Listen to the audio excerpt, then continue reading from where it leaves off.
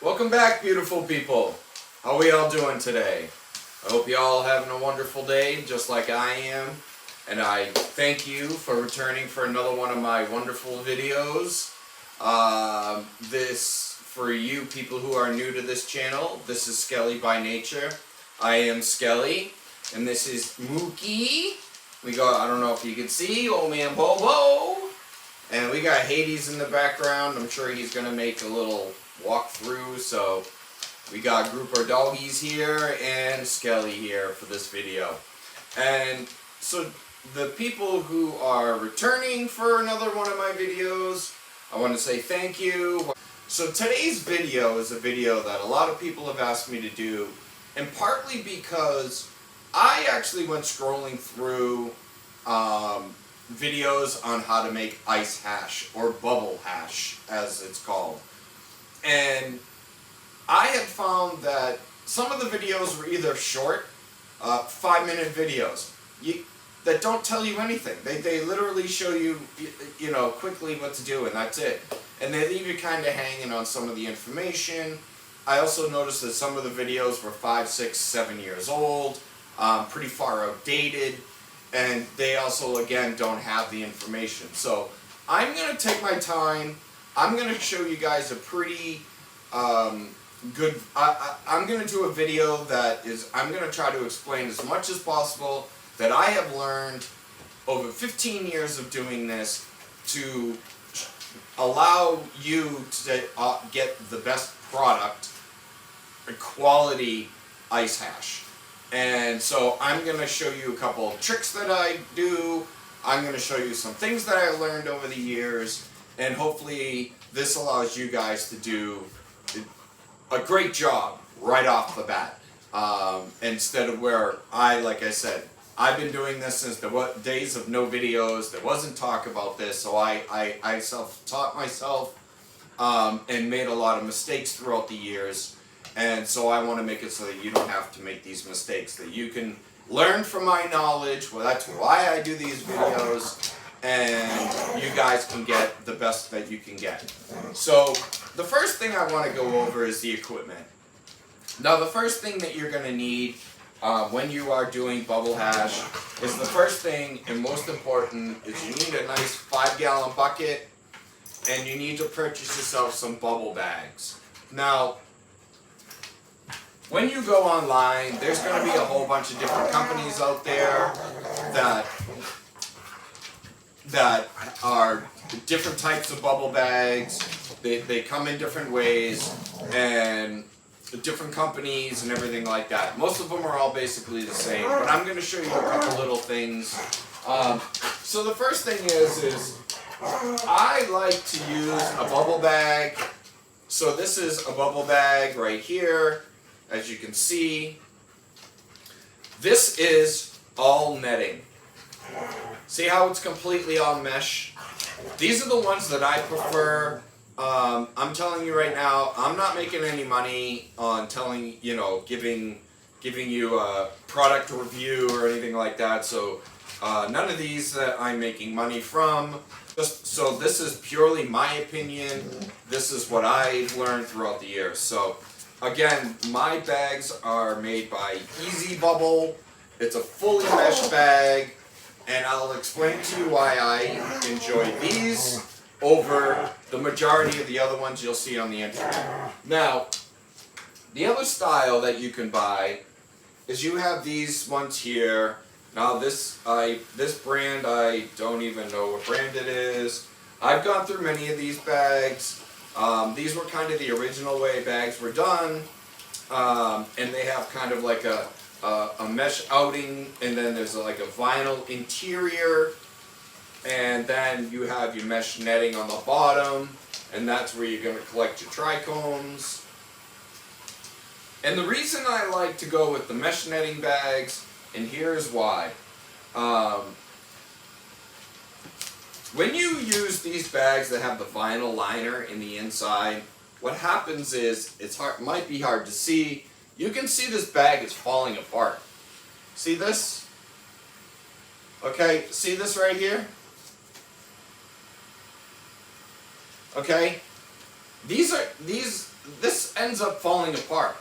You get a couple uses out of it, and then this vinyl starts peeling away. And there was one year that my bag, see that? Just the piece. Okay? And there was one year that I did a batch, and I ended up with a whole bunch of those vinyl pieces inside my work bag. Yes, they didn't go through here, but I'm one that, you know what, if they're breaking off in big pieces like that, I'm sure there's a little microns of it floating through, gets in your product, and then I'm sure it's affecting your product. And so, like I said, that's why I like to go with those mesh netting bags. There's nothing that is going to get put into your product. So it's keeping your product as pure and clean as possible. So that's why I like to choose those mesh netting bags. Okay, so the next thing is now that you have your 5-gallon bucket, you now have your bags. Now your bags, they come in different amounts. You can get 7 bags, 5 bags, 3 bags. You can use only 2 bags. It's all up to you. Depends on what you want to do. What you're going to do is you get your 5-gallon bucket, you've got your mesh bags. Now when you put your mesh bags in, you're going to want to, as you can see from my strings, okay, I have 4 bags in here. And so I'm actually doing a 5 bag because I'm going to be using my 5th bag inside my unit here. But if you don't, you want to put your lowest micron bag in the bottom, which would be your 25. Then you got a 45, you get a 75, a 120, a 160, okay, and it just keeps getting, and until you get to, what we call the work bag, which the work bag is here. I think it's like 220 microns or 225. I forget what it is. Mine's worn out. I can't even read it. But anyway, this is what we call our work bag. This is what's going to collect a lot of the leaf or material. And so there's 2 ways you can do this. You can actually do this process in your bucket. If you're going to be doing it in your bucket, you're going to want to have your work bag, which this is this, in the top, and that's going to be your last one, because then your material and everything's going in here. I am going to be using this mini washer, so I'm going to be using my work bag inside my mini washer. So we can do the process in here, and we can do the process the same way that I do it, like this, with a mini washing machine. Depending on which way you're going to go, if you're going to go with a bucket and do it inside your bucket, like I said, you put your work bag in the bucket, and then you're going to do the same thing that I do in here, you're going to do in here. The only difference is you can either, when you have your material and your ice in here, you can either use, like some good hard stiff dowels and use to work it that way. People have actually used drills with a stir on the end and worked it inside that way. The idea is what we're looking to is to agitate the ice with our material. And then the other way is like I'm going to do it here where the machine does the work. And then I just follow after. So I'm going to try to coach you through using both methods throughout this video. Okay, so now when it comes down to choosing our material, we can use different types. There's different things that you can use. If you want to go ahead and actually use bud or flower, go right ahead. The idea is same thing. I'm actually using trim. All the cuttings that I get when I harvest my plant, I take and I throw it in a bag. I take my bag, I throw it in the freezer, and until I'm ready to use it. So you would do the same thing when you cut your plant and you're going to and you're getting ready to cut. Do your cut, put your bud in the bag, that the amount that you're looking to use, put it in a freezer bag, throw it in the freezer right away.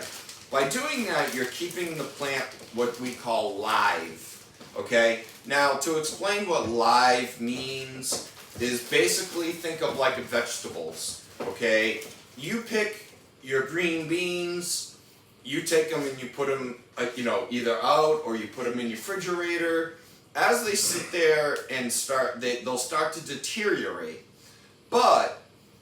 And that takes away the nutrients, okay? But if you take the green beans, cut them off the stalk, and you freeze them right away, you stop the process of rotting. And by doing that, the nutrient stays in your green beans. And that's why a lot of times people think it's funny that you go to the grocery store and sometimes frozen green beans are actually more nutritional than, say, fresh green beans, because the fresh green beans have been sitting there for a couple days. So the nutrients has been rotted out or has started to break down. Whereas the green beans that were picked and put right into a freezer bag and put into your grocer has better nutrition. So same idea, okay? And that's what live means. It just means that the decomposition stage has been slowed down or stopped. So like I said, you can use standard bud if you like, or like what I'm doing is after you do your trim and you've got your buds on, drying, what do you do with all that trim? What do you do with all that excess? And sometimes people hate throwing it away because you're cutting away these buds and you're seeing the nice crystals on there. So this is a way of recovering those crystals. And then I'll show you in another video how I use my ice hash for making things like edibles and tinctures, and it gives you a nice cleaner edible, it gives you a nice cleaner tincture, because it's a more concentrated version of THC. So let's go with that. And so like I said, we got our bag here, and then the next thing we're going to need is a bag of ice. Okay. So now I have my bag of ice. Now if you're going to do what I do, or what most people do, you go out and buy a few bags of these. Depending on how much you got to do, you'll learn how many bags of ice you're going to need. But the first thing you want to do is really break it up, because these bags always come in kind of blocks. So you want to break it up because we want, pieces. So the first step, whether you're using your bucket or whether you're going to be using a washing machine like this, your first step you want to do is you want to put a layer of ice on the bottom. Now, the next step is,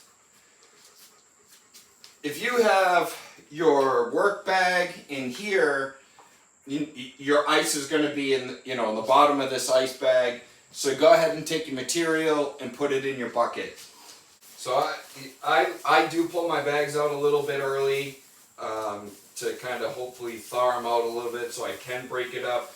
Because the idea of what we're doing is we're using cold temperature to get the crystals to drop off of the material, and then that's going to get pushed through and through our bags, and we're going to collect the trichomes in our bags. So the idea is we want as much surface of the material as possible. Okay, so now I got a good amount in here. I'm going to take, I'm going to keep this kind of loose. I don't want to go too tight. And pull that tight. I tend to kind of wrap it around so that it doesn't open up. So now I have a second bag of ice, and I'm going to put that in here. So now the ice is covering, as you can see, my bag's in the middle, and the ice is completely covering the material. Now what we're going to do is we're going to let that sit for a little bit and start to get cold. And so now I'm going to get my water. I am now going to start adding my water in here. Okay, so as you can see, my water level is here. So again, I got the ice, I got my material, more ice, I filled it up with water. Now, whether you're using a machine like this or whether you're using a 5-gallon bucket and you're going to do your agitating in your bucket, don't go filling your bucket to the top. Give yourself some room. And the reason is this is called bubble hash for a reason, because when this starts stirring up, you're just going to create almost like a washing machine. It's just going to start bubbling. There's going to be big things of bubbles everywhere. Same thing's going to happen in your bucket once you start stirring it. So give yourself some space and allow that, so that you're not overflowing the bubbles. So I have my machine. My machine goes for 15 minutes. What I'm going to do is I'm going to turn my machine on. I'm going to let this run for 15 minutes. You're going to do the same thing in your bucket. Whether you're using a wooden dowel, just start smashing it, stirring it around. Whether you're using a drill with a drill bit on the end and a mixer, go and start mixing that up. Go really slow though. Don't go crazy. You don't want to go tangling up your bags and getting it all caught up in the mix, in the mixer itself. So take it slow, just agitate it. That's what we're looking to do. We're looking to kind of smash those trichomes off. And then after 15 minutes, I'm going to let this sit, okay? And I'm going to let it sit for a few minutes. When you're doing that, what you're doing is you're allowing the water and the crystals to settle to the bottom. And that way, when we go to drain it out, or you go to pull your bags out, the material is more on the top, and your water and crystals are on the bottom. So I'm going to go ahead and start this, and I'll be back in 15-20 minutes. Okay, so now I'm all set. I've let this go. I let this run for 15 minutes. It's now been settling for 5 minutes. When I open this top, if you're doing it this way, or whether you did it in your bag, in your bucket, at first when you finish, you're going to see that the whole top is just all suds. It's all bubbles. It's why it's called bubble hash. And as you let it sit, those bubbles will start to settle down. So now I'm going to squeeze out my bag here. Okay, so like I said, my next step now is to drain this out into my bucket. And when you do this, if you're doing it like in the same way that I'm doing it, I highly suggest you bring your bucket up here, undo your nozzle, and then put it in. If you leave your bucket down here and you undo your nozzle, you're going to end up with some of it on the floor. So bring your bucket up, put your hose out, and then you can lower it down. Now, see the color of that? See how it's an off color? What that is actually, you can use this water. So don't go throwing this water out. If you're somebody who has a garden, or you're growing, or you're in the middle of a grow, one of the tips that I can give you is the reason that is green is because basically what we did is a cold water extraction. So all of that coloration is the nutrients that's coming from the plant itself. So once you do this and you pull all your bags out and you end up with a big bucket of water, what you can actually do is use that as a fertilizer. It's one way of instead of throwing that water away, using it. You may need to, if you've got a meter reading, take a meter reading on it, see what the ppm levels are. Then you might need to just kind of water it down. Usually you got to water it down a good amount. But it is a good nutritional source for your plants. If you got a garden going on outside, whether you're growing indoors or whatever, it does serve as a good fertilizer. If you got a spray bottle, this is a good time to take your spray bottle, fill it with some water. If you're doing this and say you're doing it in a sink, you can always use your spray nozzle in your sink. So I'm going to go ahead and kind of water this down, get some of the suds back out. If you ever have a problem with this hose, and And another thing to point out, just to show you guys, as you can see, this has no labels. Okay, this is an old. I mean, I got this years and years and years ago. It is a Chinese version. It cost me, $40, I think, on eBay many years ago. But since now, now that everything's been legalized all around the country for many years now, you have a lot of companies now that literally go buy these from China, slap a sticker on there, and sell it to you for more money. So if you're looking on eBay or Amazon and you find one that's from China and you find one that has a label on there and it's and it's more money, don't be afraid to go for the Chinese one. This machine here is 10-15 years old and still works and has done great for me. So don't get fooled by the label on there. It's something that I kind of kick myself in the ass for. I guess I missed a branding opportunity. But yeah, if you do get these, one little trick that I'll tell you, I've actually had incidents in the past where if you clip this clip on, you got the clip and it can go this way and just easily clip on like that. But I've actually had incidents where, by mistake you hit it and it falls off and next thing you know, you don't know, but it's leaking on your floor or whatever. But if you turn your clip around, you can actually underhook it and hook it over and it stays, you can hit it and stuff like that and it's not going to fall off. So that's a little tip for you. So now we're at this situation. I've actually been letting this sit and kind of just settle a little bit. Now we're ready for the next step. And then the next step is pulling these bags out. So I've got my bag here. I like to keep I got a nice bin here. And then I've got another 5-gallon bucket. So what I'm going to do now is I'm just going to take my bag and I'm going to pull this out and I'm just going to squeeze out whatever water I have in here. Now if you did the work in your work bag, this bag is going to be full and you're going to just keep squeezing until you get that water out. And then once you do that, I keep my bin here so that way, like my work bag, your work bag isn't going to have any good trichomes in it. It's going to be all scrapped and in the scrap pieces.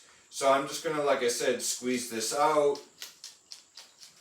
And I'm just going to take this bag and I'm going to put it off to the side. And that I'm just going to put in the bin because, like I said, I'm doing another round. So then I'm going to go to my next bag. Now you're going to notice these bags are getting smaller and smaller in microns. Okay, so as you get smaller and smaller in microns, you're getting better quality of your trichomes, and you should be getting less. You're going to have less material in here. But what's going to happen is as these bags get smaller and smaller, they're going to take a little bit more to drain out. So this one again was nice and easy. Okay, now what I'm going to do with my second bucket to show you is I'm going to take this bucket and I'm going to take this bag, I'm going to float this bag over the bucket and I'm going to stretch this all the way down. And the reason I'm doing this is because, and you want to do it evenly, and you're going to see the bottom. As you can see, I have my bottom of the bag now at the top of my bucket. Now a little bit of the excess water is going to drip in there, but as you can see the bottom right there? So that's just little bits of trichomes, okay? And I'm sure there's a little plant material mixed in that. So what I'm going to do next is I now have